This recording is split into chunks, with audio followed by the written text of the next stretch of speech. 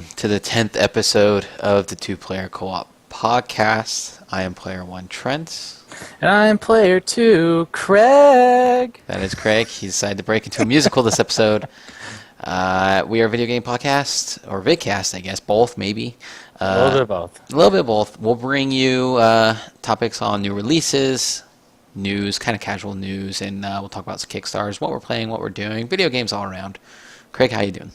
I'm very good. I'm actually pretty okay tonight. Normally I'm like feeling sick, a little bit of but tonight I'm actually feeling pretty damn good. I see you're already feeling pretty good. I'm feeling great. What's the drink for tonight? It is Wasatch Pumpkin Seasonal Ale. That sounds delicious. From a guy who doesn't drink beer and probably never will drink beer, I can imagine a ale with pumpkin would taste pretty dang good. Very drinkable. I'm enjoying it. It's very casual. It's non-committal beer drink. You know, it's just I want to drink, but I also like some little bit of alcohol. Hey, is it bitter at all? No, it's very sweet. Oh, very cool. Which is why I'm liking it. I already drank my tea for the night, and I didn't want to drink another one, so I was like, I'll just drink a beer. Why not? I'm being lame tonight and just drinking classic Arrowhead. This Man. episode's brought to you by Arrowhead. Water. I know. Hydrate. Oh gosh. You ever like drink water too fast and like it kind of like hurts a little bit? That just happened. I drink like normal people. Oh, you do? Okay. That don't kill themselves. Yeah, I just put it down. You just put it down. What? Have you been playing anything lately, Craig? What's going on? Oh man, well, just this last weekend, you and I played some games together. We did a charity event for Extra Life. There's a friend of ours who, a coworker, did a Extra Life thing for 24 hours. Basically, for those who don't know, Extra Life is where you can basically donate money to, isn't it to kids, or like it's like a charity, kind of like. What's it called? Child's Play. Child's Play. It's kind of like Child's Play, isn't it? Yeah, a little bit. Yeah, basically. Yeah, basically, it's a charity event set up to help kids who need help. And this guy, who works for HireView, who hosted the event essentially, we all went to HireView and basically played a bunch of games. So I was there for the whole.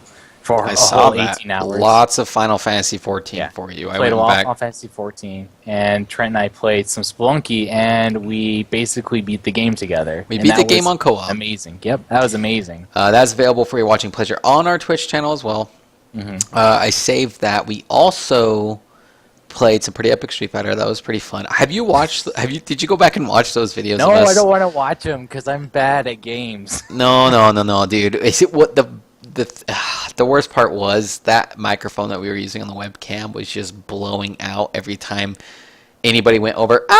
Like it was just. It was awful, much more awful than what I just did. It was not good to hear. Like when people were cheering in the background, it was like, and I was like, oh man, that's awful. I apologize to everybody who was watching that. You need to come up with. You need a mic that has a USB. Yeah. That is powered USB, so the computer can recognize what it is. And then we can actually start doing some audio mixing. Because I don't want to buy a big audio mixer. No. Well, maybe we need to. I don't know. We need to invest in something where it allows us to speak on our headset microphones instead of relying on a webcam mic, which is never good for anyone ever. Seriously, it's never been a good choice. I thought like it sounded okay. Was it always bad? Was it? No, it was fine when people were talking. It really was. Like there was echo, and you could hear everybody in the room basically, which is fine. I mean, it was fine. But anytime anybody got excited, it pretty much blew out the mic. So, God damn it. We need to invest in something else there. I do know last week we took a break just trying to play some two-player co-op, which we did more like on the charity event as well. We landed on me playing Dark Souls while Craig watched. Gosh, that was awesome. How did I do? I mean, you wanted me to play because you wanted to watch me be bad at games. Let's be honest. I need your review though. I played for about 2.5 hours, 3 hours. On a scale from 1 to 10, I would give you 7. Just That's because, not bad. like, to compare it to sports in the sense of like a team. So first half you were just awful. You were shit in the bed. You couldn't do anything right. You're like dropping back. So I got a low score from the first half. Hitting fly balls and getting caught, just pop-ups. It's just not a good way to start a game. And then second half rolls around and you just dominate. Fourth quarter. You were okay third quarter. All right. Fourth quarter rolls around, you're just A game, especially against that last boss. The Taurus demon. A thread of health left. Yeah, no, 1 pixel. You couldn't even see my health. Yeah, seriously. Adrenaline going. And beating, I think in Dark Souls, when you come across a boss and you beat it, and it's the first time you play the game, and you're able to beat a boss, the first time you play that boss, you're doing something well there, is how I feel. It does feel a lot like Demon Souls, a lot more forgiving, however, than Demon Souls was. Demon Souls was a much, much more brutal, masochistic game. Well, that was just the first 2 bosses. It gets worse. Right, no, but having flasks, and it's a good thing. It's not like it's not as hard, because it is. The gameplay is just as hard as it is in Demon Souls, but having flasks makes me want to go throughout the game. You know what I'm saying? Like, actually continue on in the game, whereas in Demon Souls, like, I don't want to go anywhere or touch anything or do anything, because I'm just going to get hurt. Well, the problem with Demon Souls is that you have your essential way to gain health was either through herbs or, like, magic. And nobody used magic. Magic was a terrible idea. Yeah, magic was awful because you had mana, and with the herbs, you had a limited amount. You had to go farm herbs. It was annoying. But with the flask, you're able to just go to a fire and just replenish your flask. So it is a little bit more forgiving in that sense, because it's actually smart because it compels the player to keep playing. Whereas for what's like Demon Souls, you're like, well, shit, I have 2 medical herbs left, medicinal herbs. I don't know if I can continue on. I'll have to go back to a different zone and go back to the city, I guess, the hub of where everything is. And also, the ending boss to Demon Souls, very anticlimactic. Was one of the easier bosses, believe it or not, for me. I think I beat it on like my 3rd try. And I'm like, oh, that's it? Okay, this game is crazy. There's no reward. Your reward is just getting further. That's it. And yeah, Demon Souls is pretty brutal. And Dark Souls is fun. It's more fun. I don't know when I'll play it again. Probably when Craig wants me to watch me fail and die a lot. But I had a great time. I've been playing a lot of Pokemon. Yes, Scott, you have 120 hours. I just checked online. I just checked your profile, son. You are up there. That's like double mine, which I thought I was doing well. I've been playing Grand Theft Auto 5 as well. Like we said, we've been playing some Spelunky. Always Street Fighter. A lot less Street Fighter, actually, but still here and there.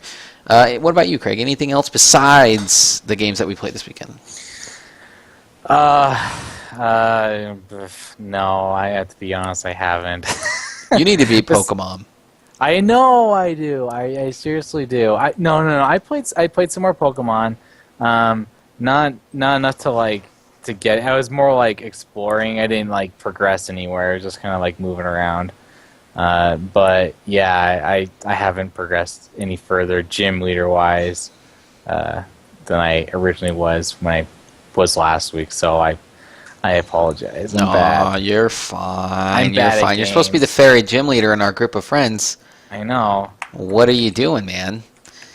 So I learned flight, and I was like, oh, I'm going to go back and see if I've missed anything, because I'm pretty sure I have missed some stuff. So I went back to a couple towns, and I was trying to figure out, like, this is really stupid, and I'm kind of ashamed to admit this, but I was trying to figure out where you could go to like change your character's cosmetics, and I still haven't figured it out. I'm sure I could look up online to figure out which city you need to go to. There's what kind of cosmetics? Like clothes? I think hair-wise, clothes-wise, whatever. Yeah. Hair, you go to the main city, the big city.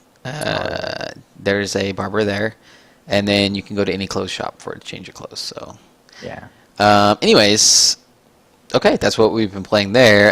We're just gonna jump into some. I mean, do you want to talk about new releases? Let's talk a little bit about some of the new releases that come What out. is there to talk I about? mean, there's Assassin's Creed 4, Battlefield 4, Call of Duty Ghosts, Batman Arkham Origins. Do we want to talk about any of these games? Have you played any of these games? I haven't. I've watched a lot of people play it.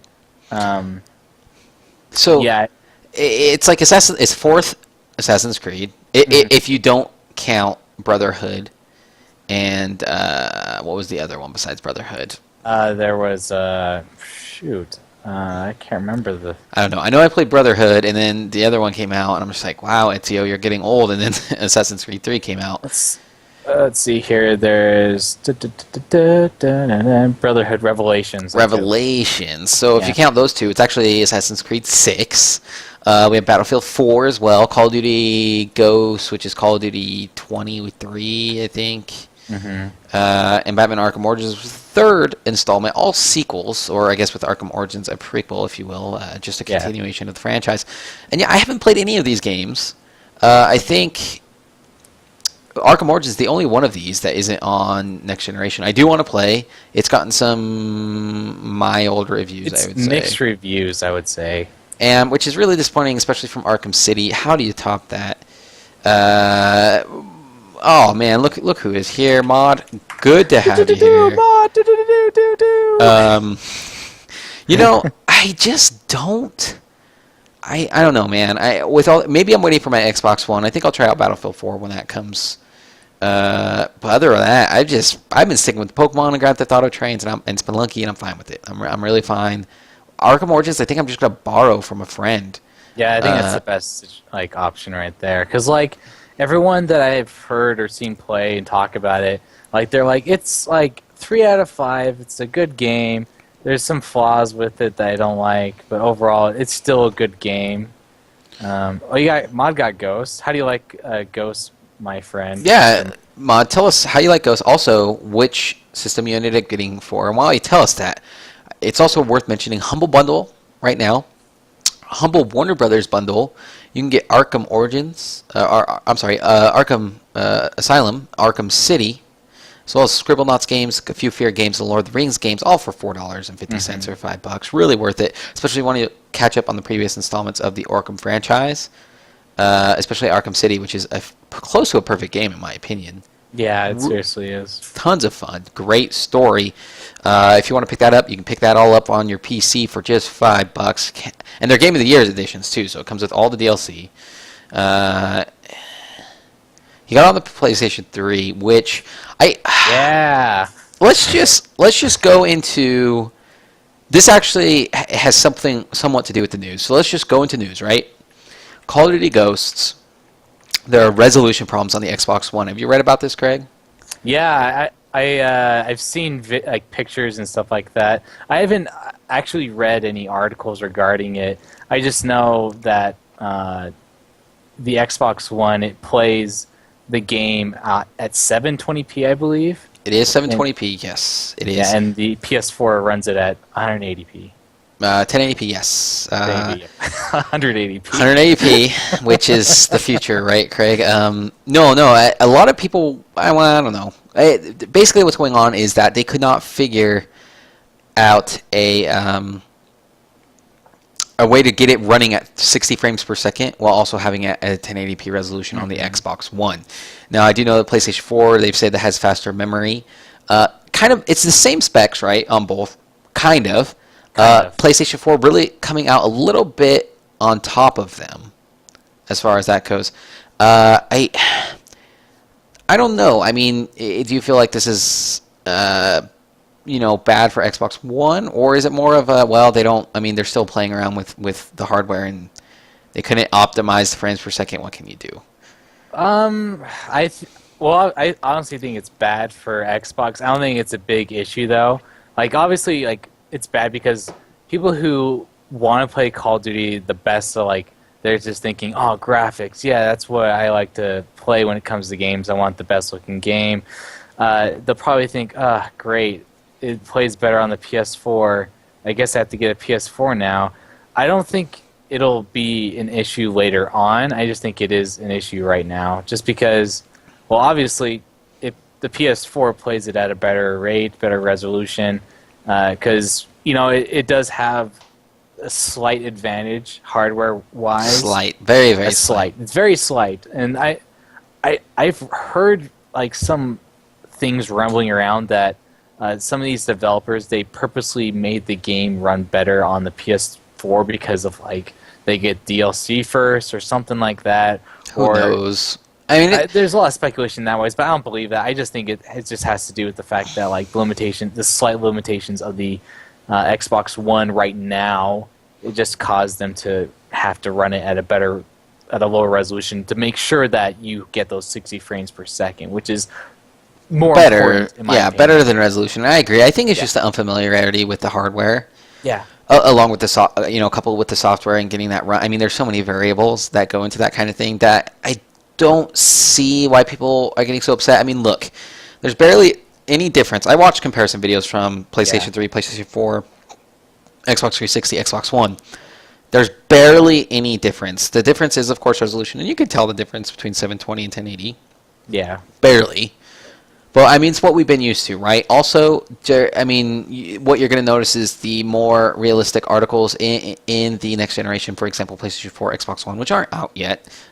They're going to have more physics to it, things that actually play out and move like it was in a real world, whereas opposed to, an Xbox 360 or PlayStation 3 where things are kind of more predetermined as they move, as far as the physics in the world and not real physics. So it's not really a big deal. I don't know. It's just, we're hyping up. It isn't a big deal, but I think we're hyping up. People make it a big deal. No, we're coming up to the console war. PlayStation 4 gets released in what, a week and a half? A week and a half, a little under. And I know you're stoked. Xbox One comes out in, 3 weeks from Friday? Is it the 22nd? It's the 22nd. I think it's 3 weeks from... 2 weeks. Wow. We're really getting there. Man, 3 weeks is Thanksgiving. Is that right? Mm-hmm. Wow. Okay. I'll be gone in Florida. That's where you want to go for Thanksgiving. My Xbox One, unfortunately, does not arrive till December 3rd, so I won't be able to tell anybody how the Xbox One operates and what I think of it until then. I'm okay with it. I got the Day 1 edition. I'm happy. Mm-hmm. I won't tell you what I did to get it. A little bit ashamed of it, so we won't mention it too much. Oh. Did I tell you, Craig? Did I tell you how I got the Xbox One? I probably, maybe, was it how you had to do a search engine type of thing? But no, I guess really no, I haven't heard. Oh man, okay, I'll share it a little bit, and you'll see what I mean. Yes, we all know PCs. PC Master Race. It's hard to argue with customizability and I mean the PC is just not a gaming. We're not going to argue that PC is amazing. So what I did was there is a website, and maybe if you haven't gotten a PlayStation 4 or Xbox One, maybe I can help you out since I already got mine. It's called nowinstock.net or .com. It could be .com. And basically what you're able to do is look up a item on that site, and if it's out of stock, it'll list all of the retailers that are selling it and tell you the status of whether it's going to be in stock or not. Now there's this option where if you sign up, you can have the website tell you when something goes in stock. And there's actually a browser alert that refreshes every 15 seconds where if something goes in stock, your computer will go beep, beep, beep, beep, beep, beep, beep, beep, and then you can go and buy it.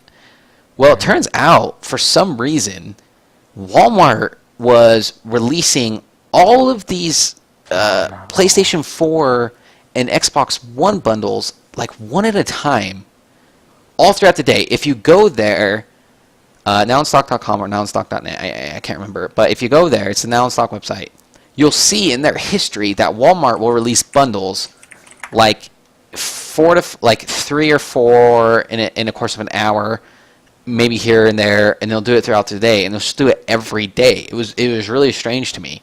What I was able to do is actually get a bundle in my basket or in my cart or whatever you want to call it, and by the time I wasn't able to check out, they said, sorry, the item you're trying to buy is out of stock. But if you're able to get it in your basket or your cart, all you have to do is sometimes say proceed to checkout.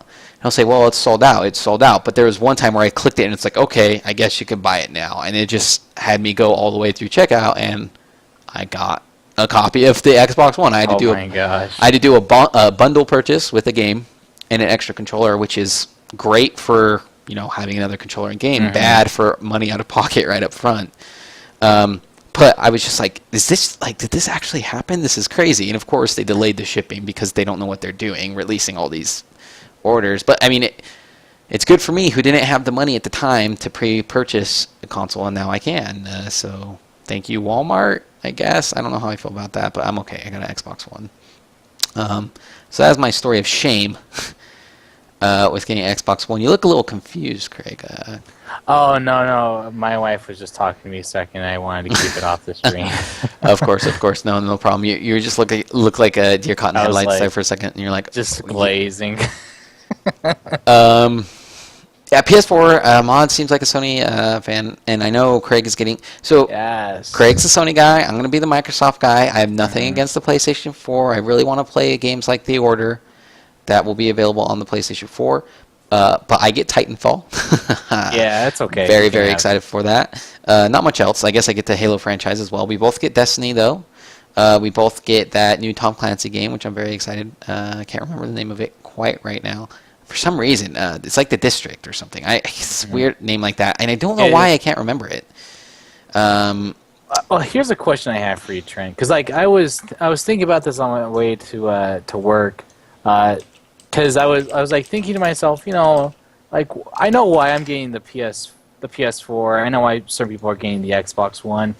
Because obviously it comes down to exclusive titles.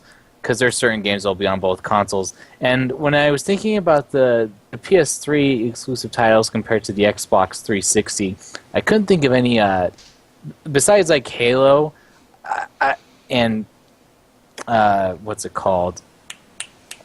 Fable. I couldn't think of any like 360 exclusive titles that really were just the best. Can you name me some out of curiosity? No, I'll tell you what though. The reason I picked 360 over PlayStation, it's quite simple. They're just everything. The user interface and the multiplayer and the online aspect of the Xbox 360 far exceeded that of the PlayStation. I actually bought a PlayStation just to play the Uncharted games. Period. Yeah. I didn't. And if you look at my PlayStation, I mean, I can look at my PlayStation 3, Uncharted 1 through 3, Last of Us. And then, I got Demon's Souls, which was a PlayStation 3 exclusive, I believe. It was. The Ico Collection, of course, for that PlayStation 2. And then just, I guess there's Little Big Planet, which was great. Mod Nation Racers, which was exclusive too. They're basically all of my PlayStation games are exclusive to that console. Whereas, Xbox, I got Halo, Dead Space, Deus Ex, Arkham City, all the fighting games. I mean, I have probably 2 to 3 times more Xbox 360 games, and it's just a better experience for me overall, man. PlayStation 3 is great, and if you notice, I mean, Uncharted series, Last of Us, they went into multiplayer with Uncharted 2 and 3 and Last of Us. I remember having a problem with the microphone on PlayStation because of the NAT type, and that's really bad, dude. You're getting into PlayStation 2 territories on that. Yes, And then most of it was single player experiences for me. We're a multiplayer experience. So, I mean, you're right. I would actually have to agree with you. Microsoft not having a lot of exclusives on their end besides Halo, which was a huge driving factor, especially early on in the console wars. But other than that, they really don't have any. Gears of War is huge for them as well. Oh yeah, Gears of War, that's a big one. Yeah, that's a pretty big one. Which I've played too. I'm not more of a fan than some people, but that's a huge franchise for them, and that's going to be, I'm expecting, really big on the new console. So I mean, they have a few here, especially with PlayStation right now. They don't have a lot. They have Naughty Dog for them, and they have The Order, and that's great. We have Titanfall. I mean, we have the first-person shooters. That's Microsoft, and it kind of sucks that that stereotype is there. But I wanted to get the Xbox One with Kinect, see what it can do. I'm really excited for the potential there. So yeah, because I was watching a video, and they essentially use the Kinect as like a kind of like a mouse. And I thought that was pretty cool. When you're using like the actual user interface, you're able to like just kind of go like this and like have like a scroller. But yeah, it looks cool. Like, I'm not gonna lie, the Kinect is a pretty cool thing, and if they're able to incorporate it, I'll buy a PlayStation 4 at some point. Let's be honest. Yeah. I'm just gonna do it. I want to play The Order, and I'm sure there's a lot more And yes, mod. Titanfall is exclusive to Xbox One. Pretty sure you were pretty excited. Oh yeah. We all think it looks great. But when you have the games like The Division, is that what it's called? I'm almost positive it's called The Division. Yeah, it's called The Division, and Destiny. Kingdom Hearts 3 even. Going to be Final Fantasy 15. I mean, you really, it's going to be on both consoles, so not much to worry about. Wii U, I don't know, it's just in its own world.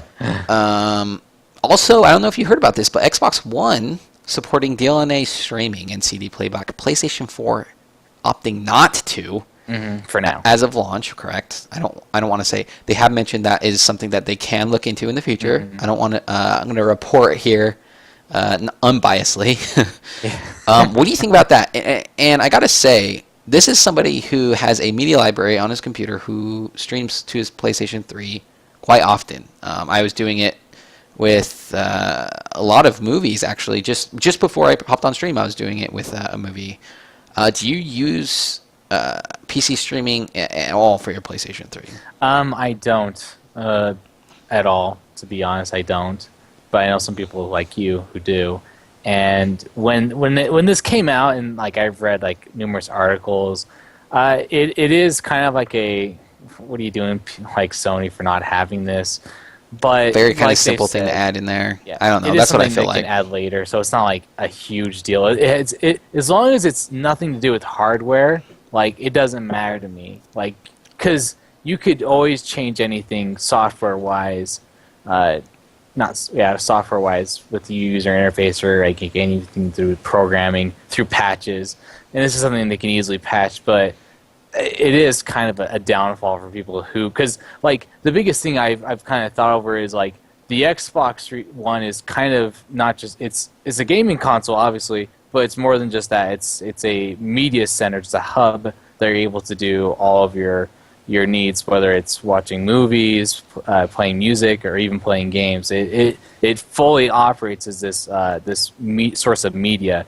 And the PS4, I don't think it has that going for it. Do you know what I mean? Like, no, it can agree. have that, but its emphasis is more on the gaming side, which it is a console overall, but like I use my consoles for streaming Netflix and things like that. Yeah, it's a different age. I mean, the core of what the PlayStation 4 is definitely not that multimedia, where Xbox One has been, it looks like, implemented to be that way since the very get-go. I mean, you can tell that with this Snap apps. I mean, I don't know if you watched the Snap app video of them testing that. Crazy how fast this machine is. It is blowing my mind how instantaneous everything is. As far as, we have somebody, Mod saying, focusing on gaming is probably a strength, and, there's that as well. It is a strength, but it's like, as far as like marketing wise, like appealing to not just the gamers, but to like families and stuff like that, that's also very smart business wise, which is why I think Microsoft initially came out with videos like with the Xbox One being more than just at their gaming. Press conference, for example, when they released Xbox One, it was more. Yeah, it was ESPN. What do you guys call that stuff? Fantasy teams, which is ironic to me. I feel like fantasy teams for football, hilarious. D&D for D&D jocks. for jocks. I think it has that potential. It can act as a cable box, and I kind of like that. Snapchat, and it's like, oh, I want the internet up. Oh, I want my Netflix. Oh, and it's all instantaneous. You're flipping between games. I really like that. But in the PlayStation 4, their UI doesn't look like it changed that much from the PlayStation 3. It's very, very similar. I'm a little bit worried as far as. I do see them with that streaming video, so we'll see what happens. I'm sure they'll improve as they go along. I think the user interface for the PS4 looks fine. Obviously, like, I don't know if it has like that snap feature the Xbox One does, but like we let's be honest, we both, with the information we both have, like the user interface that Microsoft has put out is a lot more than Sony has put out. And I don't know if it's like Sony's just like trying to hide something, or if they're just like, we'll just wait until everybody experiences it. But I think that's a huge strength for Microsoft to be able to like have all these videos like willing to show the user interface.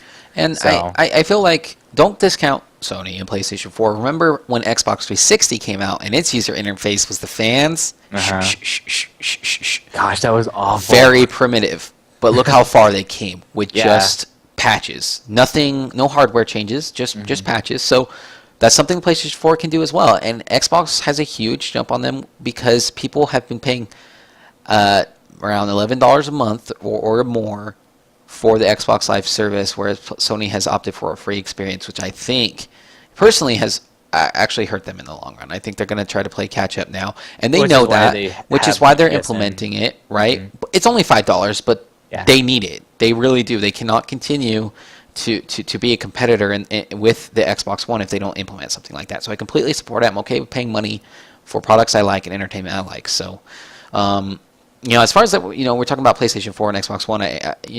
We're talking about news a lot and our opinions, and I know this has caused some controversy on the cast. We're going to talk about the Steam machine again. Here we go. Actually, we're going to bring this up. Craig, have you seen what the Steam machine looks like? Because they've actually released what it has looked like. Have you seen it at all? If I remember correctly, it kind of looks like the Xbox One a little bit. It looks a lot like the Xbox One, actually, I would say. And I'm going to bring it up here momentarily. Have you read what... Because Steam... so we took a break, a week break, right, for the cast. And just so that we can, play some games, because that's what we like to do here.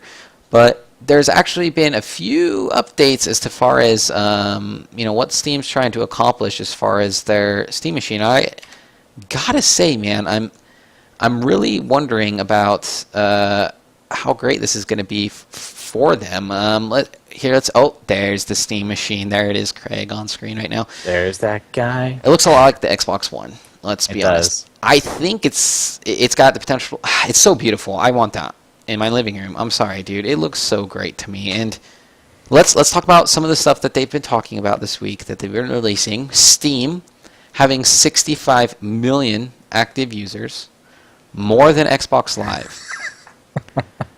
It does look like a boombox. The Steam controller does look like a boombox, which is awesome. Thank you, Mata. I'm going to take that as a huge compliment. I want to get my hands on it really bad. I'm not going to lie, man. I do. And so 65 million users, more than Xbox Live, Craig. Is that something you expected? Oh, yeah. I mean, it's a free service as far as, like, going on Steam. And there are free games on Steam, so I can totally see that. I mean, like, if I was a dad and, like, I had, like, I am a dad, duh. If my son was capable of playing games and I was like, hey, you want to play either buy a console or just like have it on a PC where you can have really like not graphics heavy games just for him to play like Minecraft or something like that, I would totally have Steam on there. Right. So I think the huge difference there, though, is between you could have 60 million users, right? 65 million people sign up for your service. To have 65 million active users is crazy. Yeah. That is nuts. And they have the opposite culture of Sony and Microsoft as far as their consoles. It's open. It's going to be a open system. It's not going to be closed off to their own. Don't bring MySpace into this conversation. It does have more than MySpace.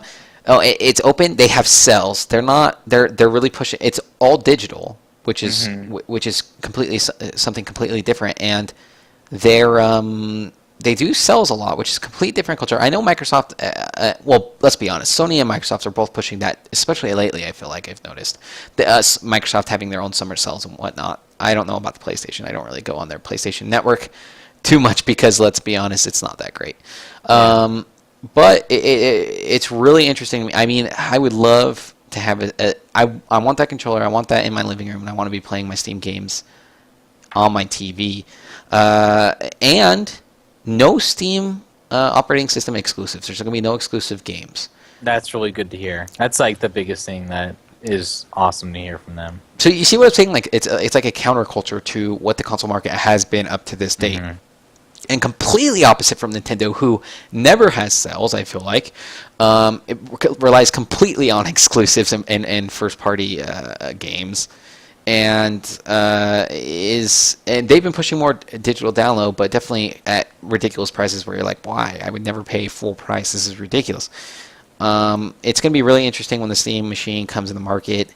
Are you interested? Even more, I know I don't know. I don't know why I'm so infatuated with the Steam machine. But Craig, does this interest you even a little tiny bit more?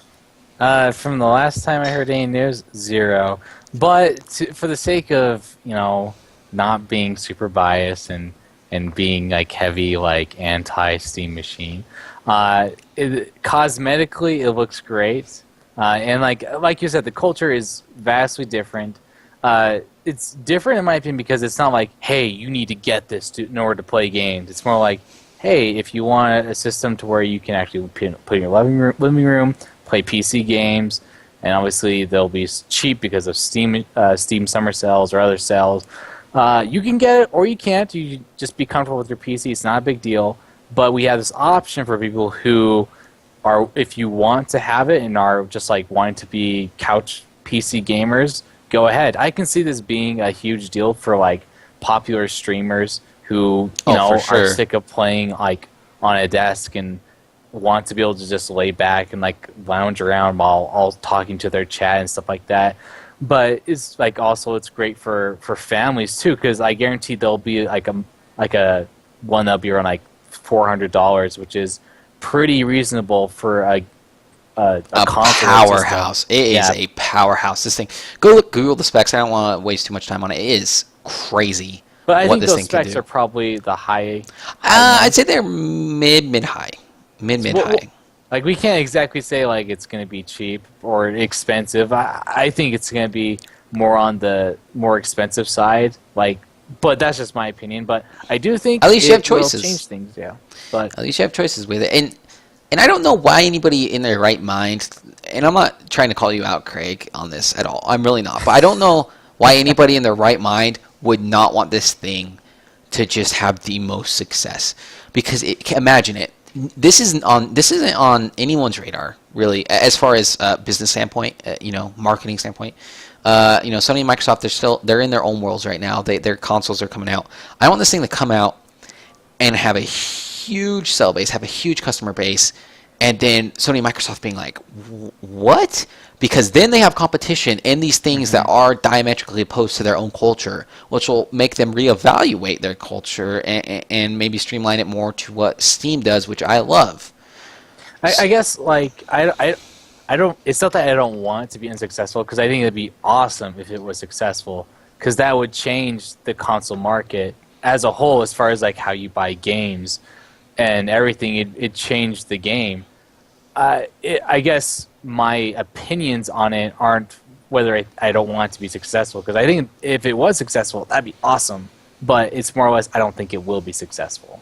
Does that make sense? No, yeah, I could touch on that too. And Mod, your question is for those who are not watching, the Steam controller has, yes, a touch screen in the middle. It is a touch screen. Not only is it a touch screen, Mod, but you can click the screen. Think about that for a second. You click it and it goes in and click. You can swipe. You can see your friends. It has options. You can see achievements pop up there, if I remember correctly. You can chat on that middle screen. It's really, really cool. You should Google it. It's super awesome. I'm really excited for it. I think, Craig, where you're coming from is this. You're like, yeah, sure, Valve. I love Steam. I love PC games, and I want you to be successful. But you're giving me no reason to be interested. Is what you're saying. And I told Maud that it has a touch screen in the middle, and he's sold on the hardware. And that's the thing too. Say what you want about the Steam machine. That controller is worth a try at the very least. You can't, I feel like, be a gamer your whole life and have no interest in trying this. I think you would be fooling yourself. I think it would be delusional to say I don't want to try it. I think anybody would want to try to see if it's how it feels, how actually it works. Yeah, in the field of battle, how it and Mod, I really suggest, and anyone listening, please look up the video. Just do Steam controller gameplay, and you can actually see somebody use it. It's really impressive. It's crazy because it sort of breaks your mind because it's not conventional, right? It's completely different than the controllers that we use nowadays. But I can't. I'm really excited for that. At least that controller to come out, and man, I will lose myself if I get one of those prototypes. Craig, I will go If you nuts. had a prototype, we would do so many things. And like, this is something that I just barely thought of as far as the Steam machine. I wonder if like they'll have like some sort of warranty, you know? Because like I can imagine that there's a part of the people who actually buy it aren't exactly computer savvy, you know? Oh, of course. And so I wonder if they're like doing something like, if something happens, you can just send it back, and hopefully we'll just replace it all, which would be cool. Like, that'd be awesome. And I can seriously can't imagine Valve not doing something like that. I'd be shocked if they were just like tough cookies, like you have to repair it yourself, you know? Oh yeah, and for me as a gamer, there's one thing. I buy movies, I'll buy them used and I'll buy them new. It depends on the product. Games, I really don't want to buy new. I support the used culture. I really do. I love to buy my games new, though. I want to support the industry. It's very hard on them. I used to pirate games a long time ago. Unless it's like, Roller Coaster Tycoon 2. Something that's like... old game. Yeah, it's just an old game that should be freeware anyways. I just like, whatever. But if it's available to purchase on Steam, like SimCity 4, it's a good price, I'll buy it. Just buy it, man. Just support the developers, support the companies that produce it. I am all for it. I'm not saying if you're a pirate, you're a bad person. That's not where I'm coming from. I just do not... I don't agree with that. That's fine. Do what you gotta do. I just like supporting the people, and to that end, supporting developers, the people who make these games. And when it comes to the Steam machine, I want to support innovation like this, and I think I'm going to get an Xbox One and a Steam machine. Would you be open to getting a PlayStation 4 and a Steam machine? Were it within your price range? No? Okay, alright, we're moving on. Alright. It's like we've said before, it's like, why would I buy a Steam machine when I already have a PC? And the argument is, to have it next to my TV, or I could just, because I seriously have no problem playing PC games on a desk like this with a keyboard. Because that experience to me is awesome. I love that experience because I'm able to like play games, multitask. Whereas when I'm playing PC games on the couch, it kind of limits to what I can do. And because I like to do a lot of things while I'm PC gaming, but at the same time, some people aren't like me. They're different. They just like to zone in on the game that they're playing. So, and that's great for them. I'm a different gamer. Here's why I think Steam machine is going to be successful. I'm going to answer Scott Bot's question. Is there a reason to have a Steam machine and PC? Only in the sense that I just mentioned, that if you want to support what Valve's doing, from a practical standpoint, no. I'd have to be honest. I mean, your PC is a Steam machine. That's what it is. Just do big box picture or big picture with Steam, and that's your Steam machine, right? Or unless you want a more dedicated OS system with the OS that you can hack, and you don't have to worry about your Windows, right? Or messing with your Windows. That might be something that you want to mess with. Other than that, no. But and you can buy the controller separate and play it on your computer. That's a cool thing too. And that's going to be huge for them. There's going to be a huge sell of those. Those controllers are going to go like hotcakes. I'm telling you that right now. But what I'm saying is, when you have Steam, who has 65 million active Steam users, of which those Steam users, some will be interested. Let's say even a small portion or percentage are interested in buying the Steam machine. Do you know how many people? I can tell you at work. I know I have my girlfriend's little brother, who does not have. It's so sad watching him play Minecraft on his PC, man. It is just not. Brother. It's not a good. It's not a good look. I mean, he's young. I remember when I was young and I had a crappy PC and I was trying to play Diablo and all these and Warcraft 2, and it was just laggy. That's what it is. He's going through that stage of his gaming life. It's just the worst phase. It's a bad phase. It's not a good look. But for people like him, where you can just plop down money, plug it into your TV, people at my work, there are like dozens, and that doesn't sound like a lot, but in context, it's a lot of people who like the idea of Steam, especially when I tell them don't have a PC powerful enough to do it.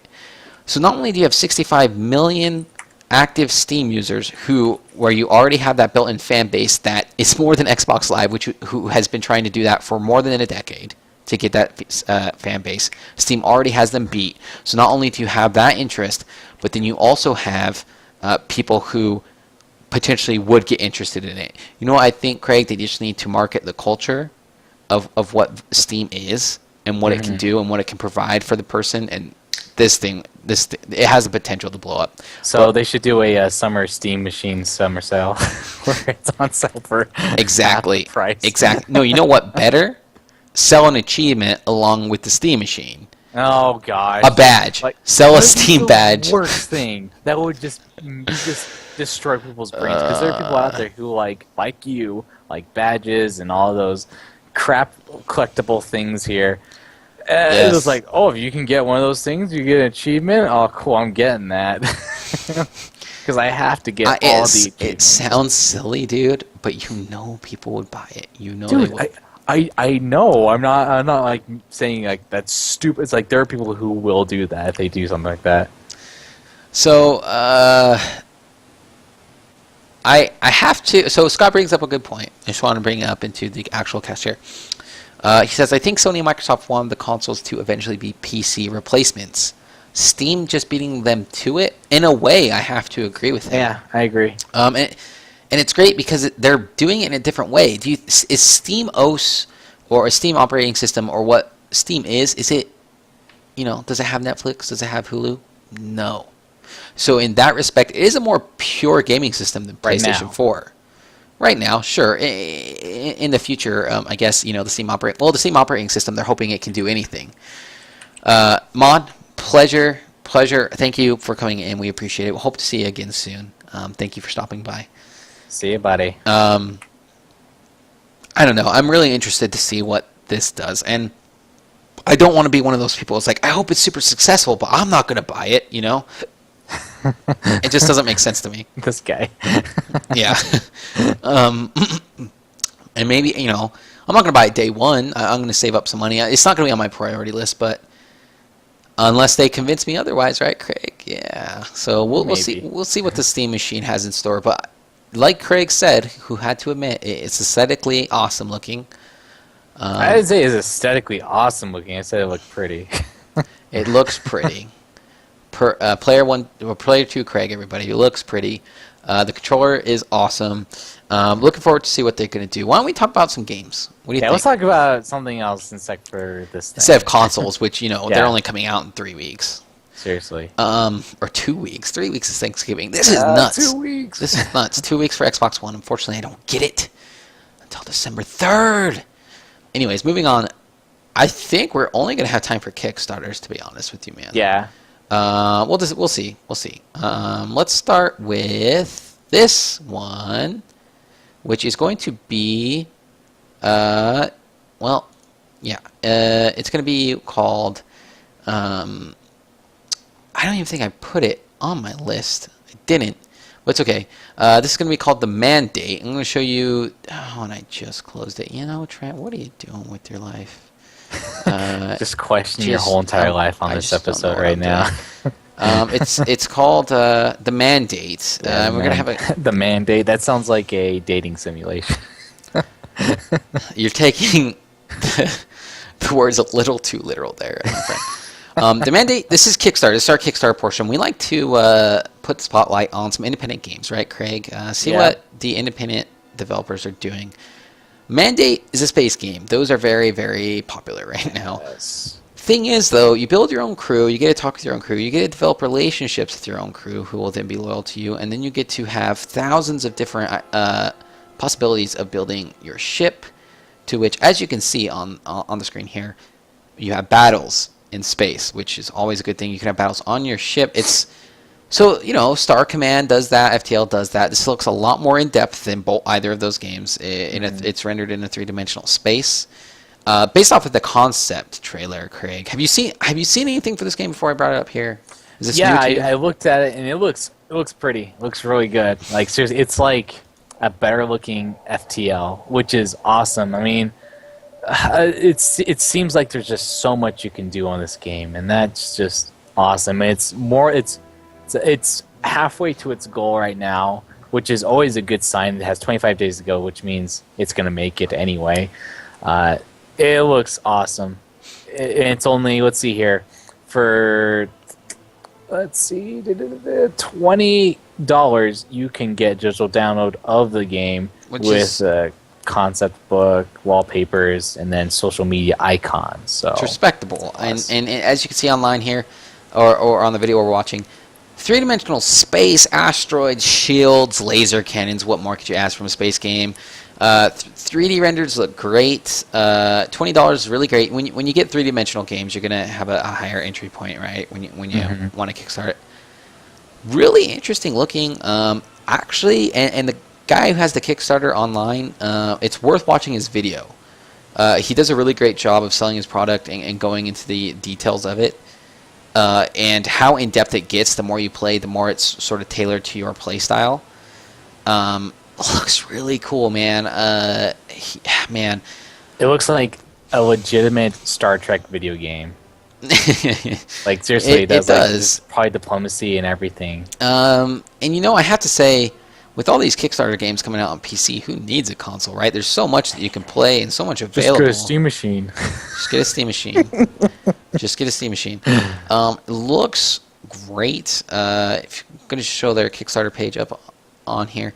$500,000 goal. That is nuts. Let me tell you, they've raised $220,000 with 5,100 backers. Impressive. It's going to be on Windows, Linux, and Apple. Like I said, PC game. So, and that whole PC Master Race thing, there is a little bit of truth to it. I hate to admit. I mean, I'm a PC gamer too. I mean, look, Craig knows that. I got nothing against PC gaming. I love it. You can click and see my Steam library. I'm no stranger to video games on PC. Great art direction, really loving it. Even got a kind of Shadowrun-ish feel with the profile pictures. Really, really digging that. I love the art, the character design in this game. It looks so cool. It reminds me a little bit of XCOM in here too, by the way. Deus Ex a lot. Original Deus Ex, I would agree with you. Yeah. Definitely. Ship designs. There's thousands of different options for ship designs. To talk about their inspirations there. Oh, XCOM, which I did not read. But yeah, so they're inspired by franchises such as XCOM for upgrading system, Fallout for scavenging and survival, which is great, Battlestar Galactica for the sense of home and community, crewmanship, and Star Trek Online and Klingon Academy for space battles. So really, really cool there. They talk about how the game is unique, the universe, story, all that good stuff. It really, we look at some Kickstarters. This is one of the ones where I'm like, man, you're doing a good job. Keep it up, And unfortunately, with all of the Kickstarters that get featured with what we're doing, it's hard. Like we say, we can't back them all, but this is one that I'm really interested in. And so, like Craig said, $20, and you get access to the game, so that's really cool. Apart from that, check it out if you want to support that. $20. There you go. We're gonna move on to the next one, which Craig, you linked earlier today in the chat. Let's just talk about that, shall we? Yeah. Now, this is not computer strings a little bit there. Come on, Chrome. No, yeah, yes. We'll move this a little bit. There we go. What's this, Craig? What's it called? Paradise Lost. Oh, Dino Run. Yeah, Dino Run 2. It's so cool. So wait. Okay, I gotta say, Craig linked this to me. I did not watch anything, did not read anything. I'm gonna totally have Craig do this. I guess I have not screened this video at all, so I'm just gonna have it play in the background. Craig, why are you excited about this game? I'm so excited for this game right now. So Pixel Jam is an awesome company. They've created a lot of online games. They did Dino Run, the first one, and they've done a bunch of games for Adult Swim too. So if you played any of their online games, you'll recognize the pixel art. It's very similar. Oh my gosh, I love this game so much. I played the original Dino Run a couple years ago, and every once in a while I'll just pick it up and play it on my Mac or my PC. It's just a run game where you try to get from one point to another before the world, or I guess the volcano blast or whatever comes and gets you. I mean, when you watch this video, you just see this giant wave. It's this whole velociraptor running, and then you have a modern city, and it gets crazy. It's so cool. Oh my gosh! And the thing that's so cool about this game is that in the original Dino Run, you only played as a velociraptor.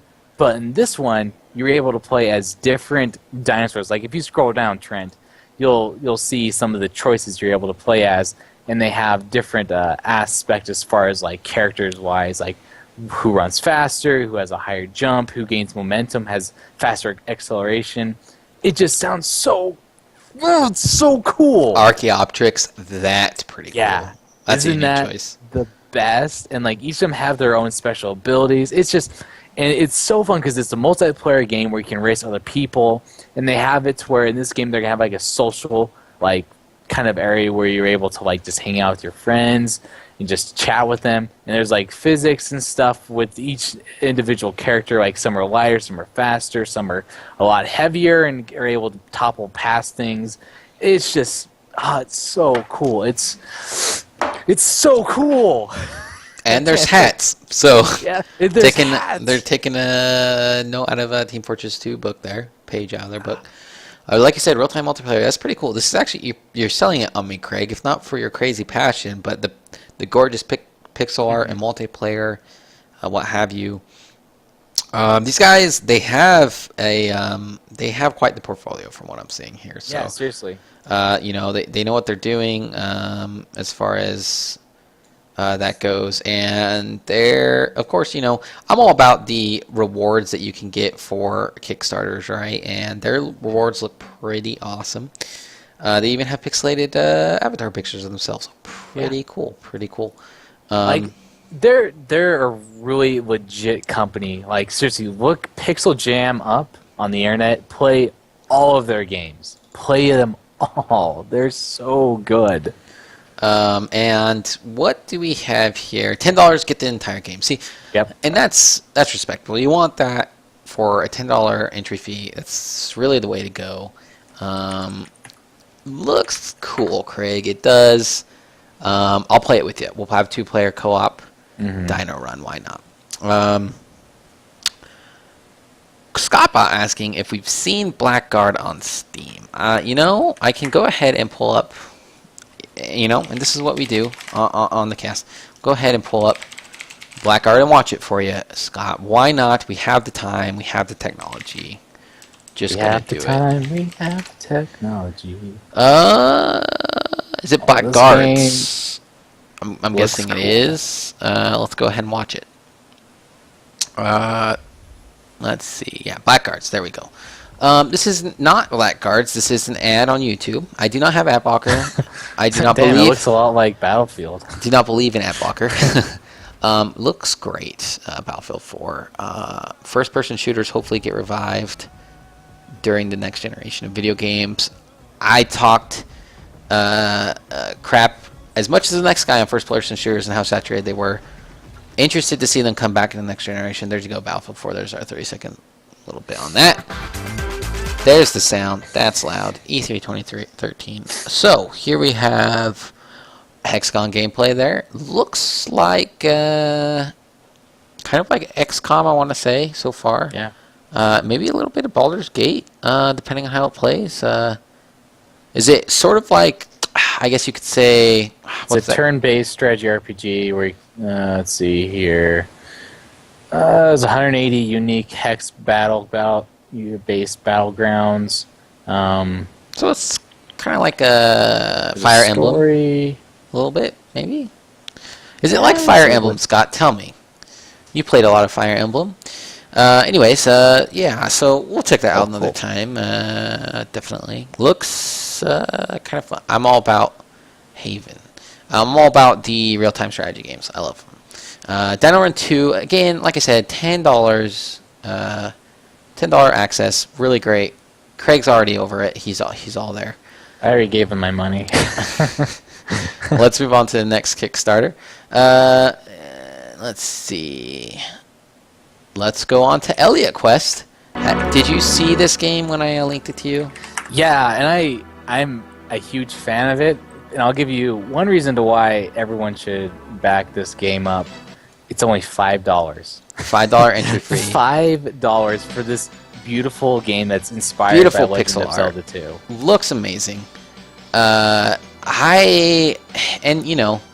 People, it's getting to the point where this kind of thing is I don't want to say easy to pump out. I really don't. I don't. It's very beautiful. It's got a great color palette, but it's getting to the point where you can just program something like this in your bedroom and whip out a game like this, and it looks great. I loved Zelda 2. I think it was underappreciated, and I'm looking forward to this game as well. $5 entry fee, pretty great. With unique endings, also awesome. Man, this is hard because we have a lot of Kickstarters this week, and I'm going to make us pick one to back. So we'll see how that goes. Scott, as far as Blackguards goes, just really quick aside, buy it. Let us know, man. Let us know how you like it. If you want us to play it, and we'll go ahead and do that. We'll let you know what we think. That's what we do here on Two Player Co-op. It's coming to Wii. You're not in a good place right now, so I'm not going to really talk about the Wii. Also, obviously going to come for Windows, and it's on Steam, so there's not, Steam's always great. They have the soundtrack to listen to on their site, which is always great. I wish SoundCloud had a volume control, but it does not, so we're going to go ahead and cut that out. I love it's sort of like Pit meets Link for the character. Really. He's got a toga, but he's got all the classic stuff Link does. They have the stretch goals, which is great. I wish, they gave it a little bit more imagery to their stretch goals, which I always love when people do that. But like Craig said, this has a $4,000 goal. Really realistic, really doable. $5 gets you the game. Not only does it get you a download of the finished game, but you also get the soundtrack and early alpha access. That's so cool. That is more than worth it. I think this is like almost a necessary Kickstarter. What do you think, Craig? Yeah, it's so cool. There you go. From player to Craig's mouth. It's so cool. I just think it looks pretty. It looks awesome. It's cheap, and this is a perfect game for the Steam machine. As much as we protest to not talk about it anymore. It'll be brought up. It's fine.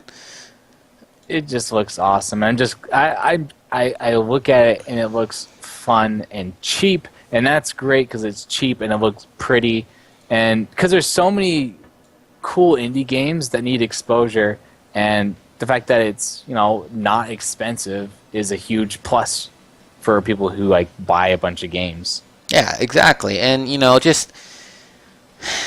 And when all these Kickstarters start coming in, it's going to be a real heyday for me. But I'm going to get it. $5 of my money is you got it, man. And if it's any bit as hard as Legend of Zelda 2 was, I'm so on board. It looks great. Let's move on to our next Kickstarter. And I don't know if you saw anything regarding this, Craig. You'll have to let me know. It's called Infected.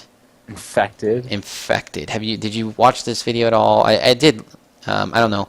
We can go ahead and watch it. This guy has an intro video, and it's fine. It's just like a normal Kickstarter video where he's talking about his idea for Infected and what it looks like. I guess you can't really. He has a really awkward talking voice. I don't know. No, I'm just kidding. He basically what it is he's a huge fan of survival horror games. And what Infected is doing is harking back to the original Resident Evil game with fixed camera angles, which, let's be honest, I had more than a few scares with fixed camera angles. So he's trying to do a fixed camera angle type of survival horror game. And off of that, what's really unique, there's another video on this Kickstarter where he shows that the maps are randomly generated. Each map has a section of the map, and each section of that map gets randomly generated every time you play the game. And that includes items, that includes environmentals, desks, tables, what have you. So every time you play the game, it's different. Craig and I love our roguelike games, so that's really impressive. And to be honest, I'm really impressed with the level of attention to detail and how great the 3D rendering looks. For such a modest Kickstarter in terms of how much they're asking for their goal and their team, I'm really impressed with this look, and I love the original Resident Evil game. Did you see any of this, Craig? And if not, what are your thoughts? I didn't at all. I think it's really smart. The fact that they're going back to like, because the guy obviously loves the old horror games, and for him to go back and basically not necessarily reinvent the wheel, but go back to what people want in a horror genre. That's really smart, and that's a huge thing he obviously has going for him. For is it $15? You get the game, I believe. Let's see. $15 gets you the does not get you game. $25. 25. So $25. It's a little steep. I gotta admit. If it was 20, it'd be perfect. But that $5 makes it a little bit more pricey. But then again, if you think about it, that $25 goes towards making the goal even faster. And I'm sure he has his reasons. It's probably everybody has reasons to why games are a certain price, and it's probably just like it is a little harder to make and stuff like that. So it looks cool. I think it's awesome if it's able to like really get that horror feel that people got from playing. I got from playing like Resident Evil 1 and 2. I am totally okay with that. Yeah, and maybe the proof. And there's co-op. Yeah, and there's co-op. There's co-op. Maybe the proof is in the pudding here. Let's read. So, players are tasked finding antiviruses to either suppress their infection or hand it over to the military for extraction. You can also complete additional quests from randomized NPCs, which is awesome, for additional rewards. Supplies and inventory are limited. Camera angles are fixed, and moral choices need to be made. I always love moral choices. You know me, Craig. Mm-hmm. Randomly generated maps. Every layout, item, objective, camera, and spawn are randomized.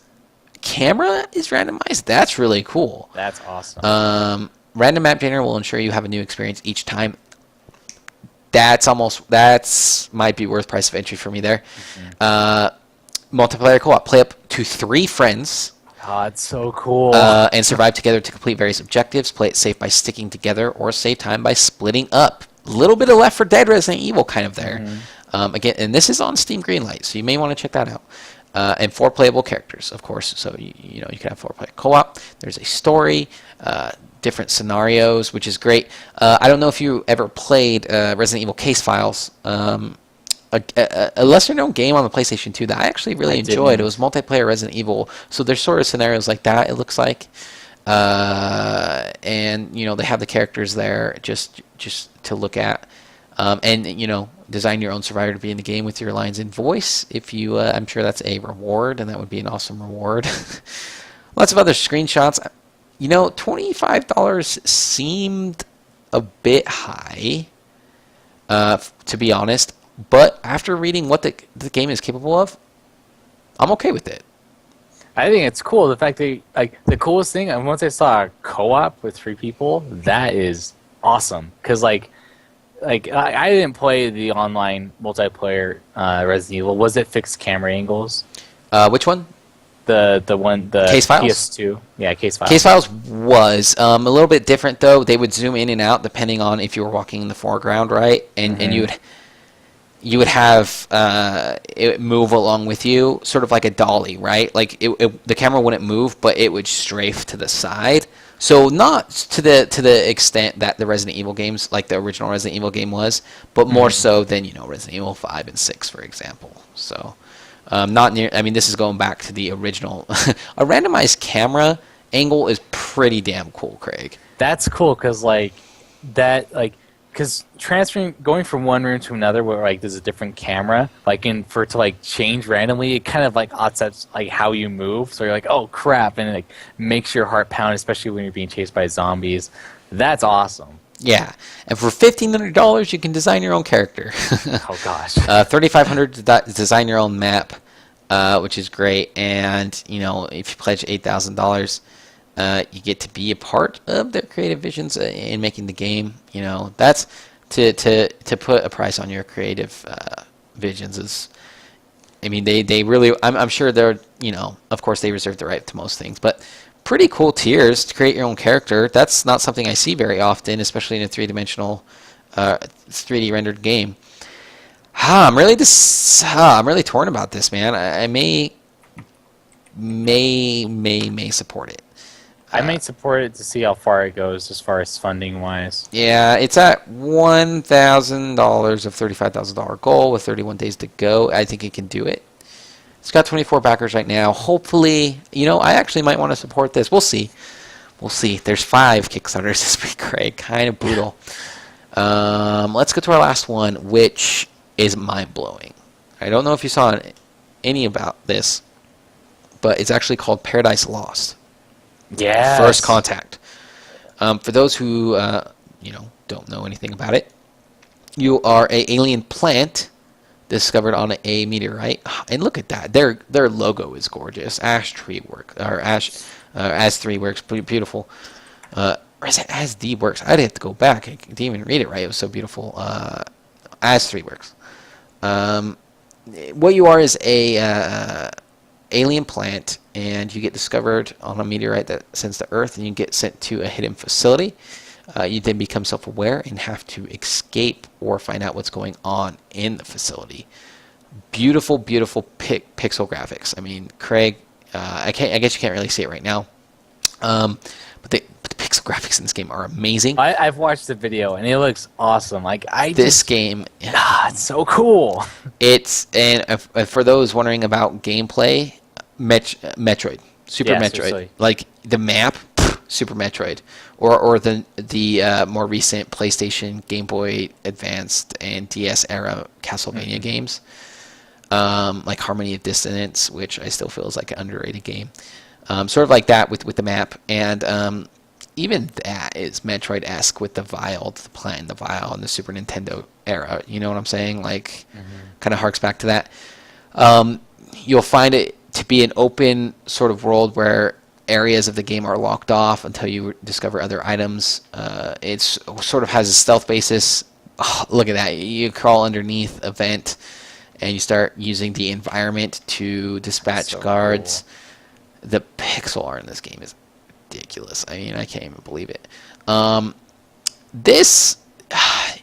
huge part of me felt like these type of games were dead, right, Craig? They were a thing of the past. No more. This game looks fantastic. It is $50,000 met of its $70,000 goal, with 2,400 backers and 24 days to go. Wow, look at that pixel fire. Oh, my God. And let's go ahead, as we always do, $9. Back this. To Seriously, get the game. back this game. It looks so cool. And like you keep watching the video where like it has like the ending. It's so cool. Yeah. The video. So here we see the plant walk up to a man in a vial, and boss fight. So you're trying to figure out what's going on, in the facility, and of course, stuff gets a little more supernatural than just you as you go. $9 for a DRM free digital copy of the game, plus an anime backer exclusive GIF or GIF, whatever, with your name on it, and you will be in the credits. That's gone, by the way. 1,000 people already stole that. But you can get $12 to access the game now for all the above rewards, plus a retro-style manual on PDF that includes original art. So, $3 more and you get, a great manual with art in it. $25 gets you a pre-release game beta, access to private development forum, plus Kickstarter exclusive in-game item, and a digital soundtrack. You know what? Those Kickstarter exclusive items really. Yeah. I'm stupid. I am a stupid man. I am a stupid person. I go crazy for those kind of things. I don't know about you. I do too. What do you think about Paradise Lost? I think it's so cool. I was watching the video. I'm like, oh, cool. There's an alien, and you have to, find it and kill it. I'm like, wait a second. You're the alien. That's so cool, and it makes me intrigued to wonder what's the story of this whole entire encounter. Is the alien just some guy's why am I here? I want to go back to my planet, or is he I'm gonna come infect the whole entire human race? There's just so much mystery behind that game, and it just looks pretty and gorgeous. And this is for $9 back this game. $12. Whatever, $12 back. $12, yeah. And I just want to read stretch goals really quick here. 70,000 is their initial goal for Windows, Mac, Linux, PC Master Race. Just gonna throw it out there.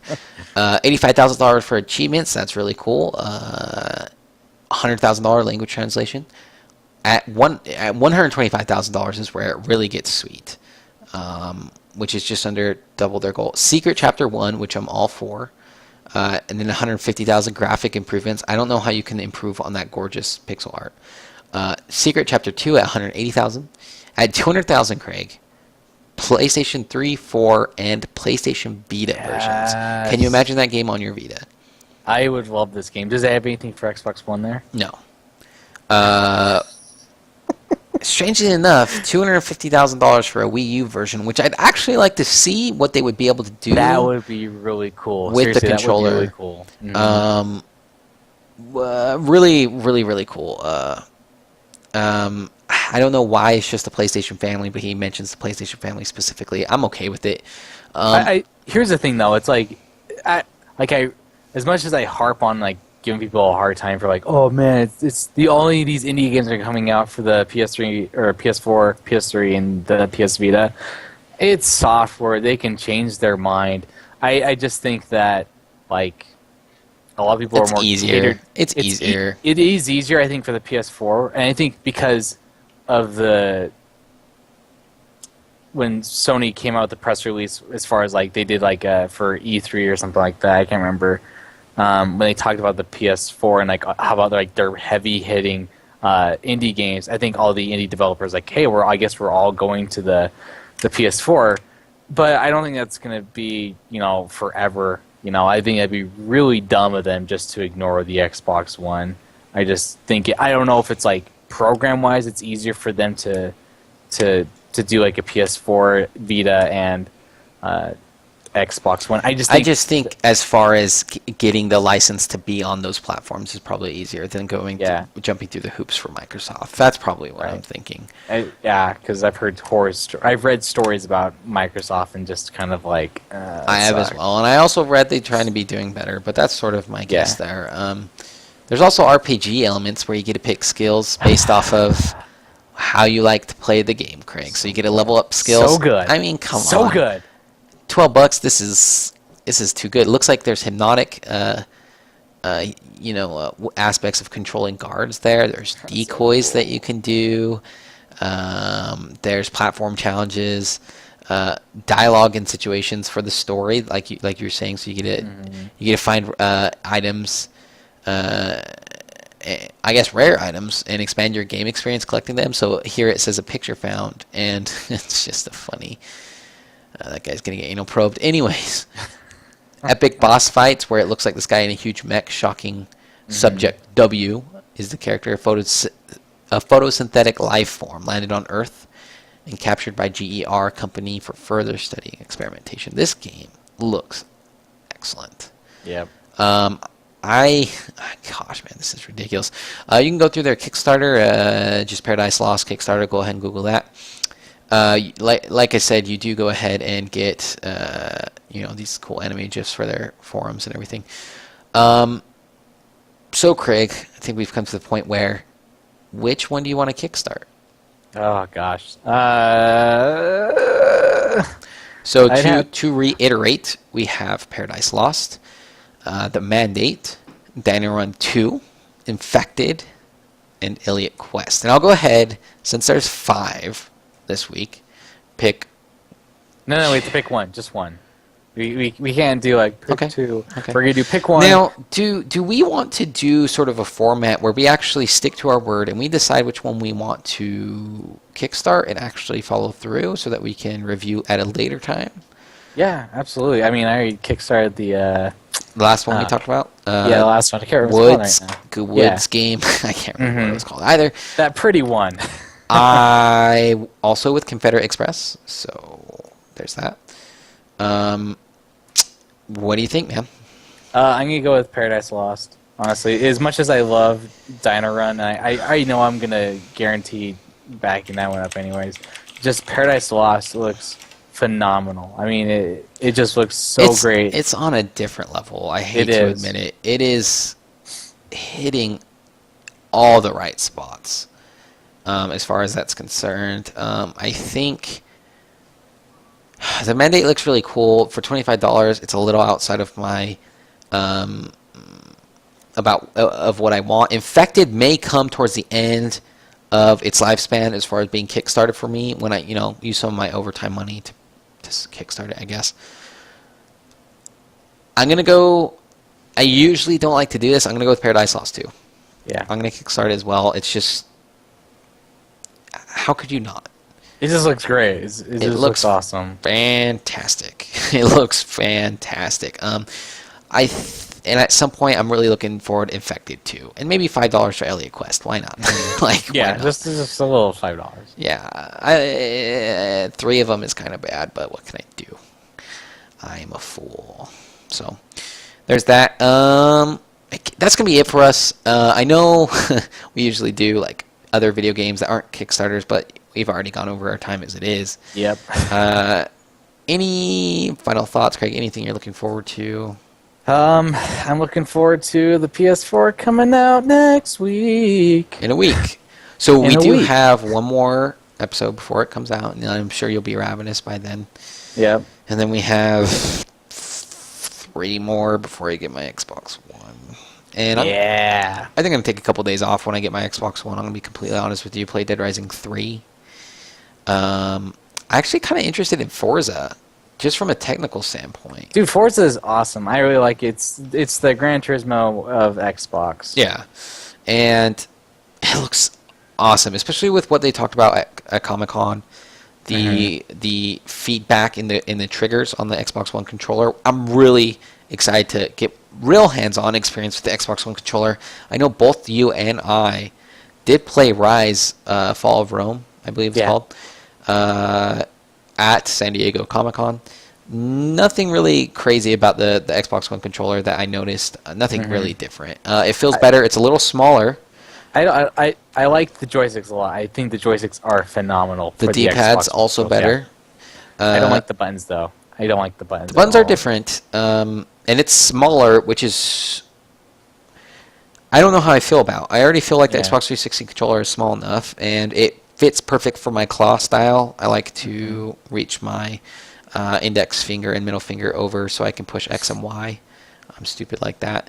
I used to play SOCOM 2 in the dumbest, most backwards way, but it got me. I pushed X to shoot my gun, to give you an idea of how I played SOCOM. Yeah, I don't know why. It does. I don't think it was the default setting. I think when I went into SOCOM 2 for the first time, I was messing around with settings, and I think I changed how the game played on the settings. I'm like, okay, X is the fire, and I just learned the game that way.